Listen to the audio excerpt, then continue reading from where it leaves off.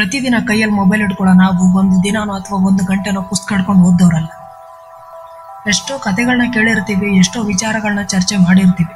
ಆದರೆ ಯಾವ್ದು ಸರಿ ಯಾವ್ದು ತಪ್ಪು ಅಂತ ತಿಳ್ಕೊಳಕ್ ಹೋಗದೆ ಇಷ್ಟೇ ಜಗತ್ತು ಅಂತ ತಾಳೆ ಹಾಕ್ತೀವಿ.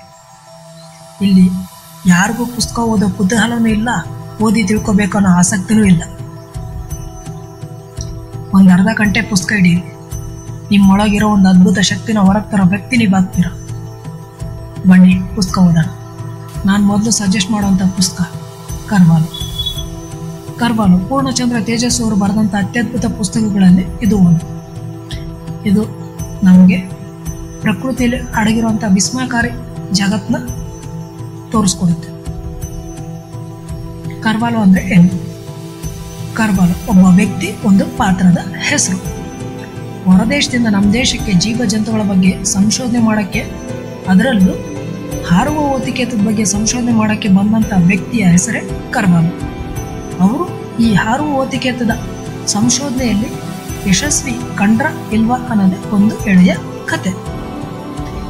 ಈ ಕಥೆಯಲ್ಲಿ ಜೇನುಹುಳುಗಳ ಬಗ್ಗೆನೂ ಅದ್ಭುತ ವಿವರಣೆ ಕೊಟ್ಟವೆ. ಈ ಜೇನುಹುಳುಗಳ ಸಂತತಿ ಏನಾದರೂ ನಾಶ ಆಗೋದ್ರೆ ಕೇವಲ 4 ವರ್ಷದಲ್ಲಿ ಈ ಜಗತ್ತು ನಾಶ ಆಗೋಗುತ್ತೆ ಅಂತ ಒಂದನ್ನು ಕೇಳಿರ್ತಾರೆ. ಅದು ಈ ಪುಸ್ತಕದಲ್ಲಿ ತೇಜಸ್ವಿ ಅವರು ಅದ್ಭುತವಾಗಿ ವಿವರಣೆ ಕೊಟ್ಟಿದ್ದಾರೆ. ಈ ಕತೆ ಶುರುವಾಗೋದೇ ಕುವೆಂಪು ಅವರಿಂದ. ಕುವೆಂಪು ಅವ್ರಿಗೆ ಹುಷಾರಿರೋಲ್ಲ. ಆಯುರ್ವೇದ ಪಂಡಿತರು ಹೇಳಿರ್ತಾರೆ, ಔಷಧಿ ಜೊತೆಗೆ ಜೇನುತುಪ್ಪನ ಮಿಕ್ಸ್ ಮಾಡಿಕೊಂಡು ಔಷಧಿನ ತಗೊಳ್ಬೇಕು ಅಂತ. ಅದಕ್ಕೆ ತೇಜಸ್ವಿ ಅವ್ರಿಗೆ ಜೇನುತುಪ್ಪ ತರೋಕ್ಕೆ ಕುವೆಂಪು ಅವರು ಹೇಳ್ತಾರೆ. ತೇಜಸ್ವಿ ಅವರು ಅದೇ ರೀತಿ ಜೇನುತುಪ್ಪ ತರೋಕ್ಕೆ ಮೂಡಿಗೆರೆಯ ಸೊಸೈಟಿಗೆ ಹೋಗ್ತಾರೆ. ಅಲ್ಲಿ ಅಚಾನಕ್ ಆಗಿ ಲಕ್ಷ್ಮಣ ಹಾಗೂ ಮಂದಣ್ಣನ ಪರಿಚಯ ಆಗುತ್ತೆ. ಹಾಸ್ಯಾಸ್ಪದವಾಗಿ ತೆರ್ಕೊಳ್ಳೋಂಥ ಈ ಕತೆ ಬರ್ತಾ ಹಲವು ಕುತೂಹಲಕಾರಿ ತಿರುವುಗಳನ್ನ ಪಡ್ಕೊಳ್ಳುತ್ತೆ. ಮಂದಣ್ಣ ಈ ವ್ಯಕ್ತಿ ಊರಿನವ್ರಿಗೆಲ್ಲ ಒಬ್ಬ ಪೆದ್ದ ಎಡ್ಡ ಆಗಿರ್ತಾನೆ. ಆದರೆ ಇವನು ಪ್ರಕೃತಿಯಲ್ಲಿ ಅಡಗಿರುವಂಥ ಎಷ್ಟೋ ವಿಚಾರಗಳನ್ನ ತಿಳ್ಕೊಂಡಿರ್ತಾನೆ, ಜೀವ ಜಂತುಗಳ ಬಗ್ಗೆ ತಿಳ್ಕೊಂಡಿರ್ತಾನೆ. ಅದಕ್ಕೆ ಇವನನ್ನು ಕರ್ವಾಲೋ ಅವರು ತನ್ನನ್ನು ಶಿಷ್ಯನಾಗಿ ಮಾಡ್ಕೊಂಡಿರ್ತಾರೆ. ಇದು ತೇಜಸ್ವರ್ಗೂ ಗೊತ್ತಿರಲ್ಲ. ಅವರು ಸಹ ಅದೇ ಯೋಚನೆಯಲ್ಲೇ ಯೋಚಿಸ್ತಾರೆ, ಇಂಥ ಪೆದ್ದನ್ನ ಶಿಷ್ಯನಾಗಿ ಮಾಡ್ಕೊಂಡಿರೋಂಥ ವ್ಯಕ್ತಿನ ನಾನು ಭೇಟಿ ಆಗ್ಬೇಕಲ್ಲ ಅಂತ ಅನ್ಕೋತಾರೆ. ಅದು ಸಹ ಮಂದಣ್ಣನ ಮೂಲಕನೇ ಆಗುತ್ತೆ. ಕರ್ವಾಲೋ ಅವ್ರನ್ನ ಭೇಟಿ ಆದಮೇಲೆ ಅಲ್ಲಿ ಜೀವ ಜಂತುಗಳ ಬಗ್ಗೆ ಮತ್ತು ಪ್ರಕೃತಿಯಲ್ಲಿ ಅಡಗಿರುವಂಥ ಸುಮಾರು ವಿಚಾರಗಳನ್ನ ತಿಳ್ಕೊತಾರೆ ಮತ್ತು ನಮಗೂ ತಿಳಿಸ್ತಾರೆ. ಇದು ಬರೀ ರಿಸರ್ಚ್ ಓರಿಯೆಂಟೆಡ್ ಕಥೆ ಅಲ್ಲ, ಇದರಲ್ಲಿ ಹಾಸ್ಯಕ್ಕಂತೂ ಕೊರತೆನೇ ಇಲ್ಲ. ಪ್ಯಾರಾನ ಅರ್ಧ ಉರ್ದು ಹಾಗೂ ಅರ್ಧ ಕನ್ನಡ ಭಾಷೆಯ ಸನ್ನಿವೇಶ ಆಗಲಿ, ಇನ್ನು ಕಿವಿಯನ ನಾಯಿಯ ಕಿತಾಪತಿಯ ಕೆಲಸಗಳಾಗಲಿ, ತೇಜಸ್ವಿ ಅವರು ಜೇನುಹುಳುಗಳ ಕೈಲಿ ಕಡಿಸ್ಕೊಂಡು ಮುಖ ಊದಿಸ್ಕೊಳ್ಳೋ ಸನ್ನಿವೇಶ ಆಗಲಿ, ಇನ್ನು ಮಂದಣ್ಣನ ಮದುವೆ ಸನ್ನಿವೇಶ ಅಂತೂ ನಿಮ್ಮನ್ನು ಎಕ್ಸ್ಟ್ರೀಮ್ ಲೆವೆಲ್ ನಗಿಸುತ್ತೆ. ಈ ಮಂದಣ್ಣ, ಕರಿಯಪ್ಪ, ಎಂಟ, ಪ್ರಭಾಕಾರ ಇವರೆಲ್ಲರೂ ಸೇರಿಕೊಂಡು ನಿಮ್ಮನ್ನು ಹಾಸ್ಯ ಲೋಕಕ್ಕೆ ಕರ್ಕೊಂಡು ಹೋಗ್ತಾರೆ ಅಂತ ಹೇಳ್ಬೋದು.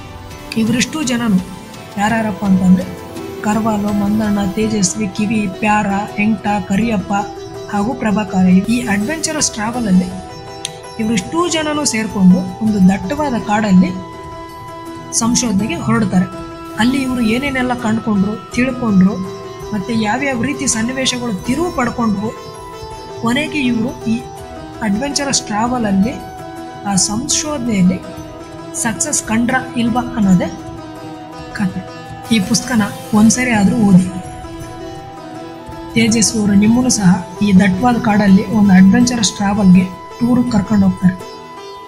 ಈ ಪುಸ್ತಕ ಓದಿ ಮುಗಿಸಿದ ಮೇಲೆ ನಿಮಗೆ ಅನಿಸುತ್ತೆ, ನಾನು ಸಹ ಈ ಕಥೆಯಲ್ಲಿ ಒಂದು ಪಾತ್ರವಾಗಿದ್ದೆ ಅಂತ. ಸೊ ಪುಸ್ತಕ ಓದಿ.